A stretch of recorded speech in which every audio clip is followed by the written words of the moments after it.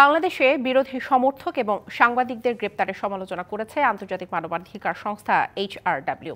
সরকার পরিবর্তন হলেও মত প্রকাশে নিপীড়ন বন্ধ হয়নি বলেও জানায় সংস্থাটি।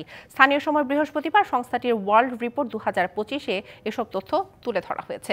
এতে বলা হয়, বাংলাদেশের নোবেল জয়ী অধ্যাপক মোহাম্মদ ইউনূসের নেতৃত্বাধীন অন্তর্বর্তী সরকার সাবেক কর্তৃত্ববাদী প্রধানমন্ত্রী শেখ হাসিনার আমলের গুমের ঘটনা তদন্তে একটি কমিশন গঠন করেছে। পাশাপাশি তার আমলের মানবাধিকার লঙ্ঘনের সংস্কার এবং জবাবদিহির প্রতিশ্রুতি দিয়েছে। কিন্তু নির্যাতন বন্ধে বাংলাদেশের স্থায়ী সংস্কার প্রয়োজন। ব্যাপক প্রাতিষ্ঠানিক সংস্কার এবং আন্তর্জাতিক সমর্থন না পেলে অন্তর্বর্তী সরকারের নেওয়া পদক্ষেপগুলোর অগ্রগতি নষ্ট হয়ে যেতে পারে। এছাড়া আইন শৃঙ্খলা বাহিনী অধিকার লঙ্ঘন অব্যাহত রেখেছে বলে উদ্বেগ প্রকাশ করেছে সংস্থাটি। তাদের যথাযথ প্রক্রিয়া এবং আইনি পরামর্শের অধিকার থেকে বঞ্চিত করা হচ্ছে। এছাড়া পার্বত্য চট্টগ্রামে মানবাধিকার পর্যবেক্ষকদের অবাধ প্রবেশাধিকার নিশ্চিত করার কথাও জানায় সংস্থাটি।